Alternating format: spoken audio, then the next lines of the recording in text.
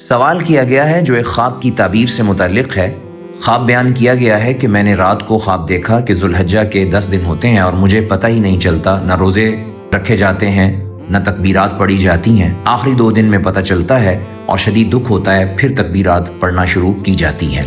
یہ خواب جو ہے واضح طور پر اس بات پر دلیل ہے کہ آپ اپنی کسی نیکی کا چرچا کر رہے ہیں۔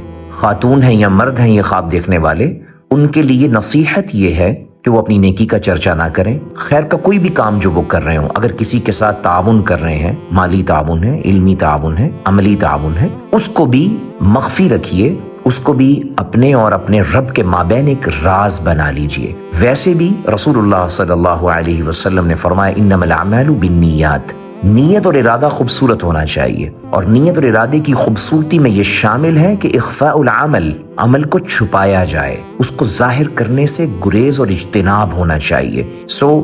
یہ خواب یہ بتاتا ہے کہ آپ اپنی نیکی کا چرچا نہ کریں اور آپ اپنے ہر نیک عمل کو چھپانے کی کوشش کریں۔ اللہ تبارک و تعالی ہمارے لیے خیر کو مقدر بنا دیں۔ واللہ اعلم بالصواب۔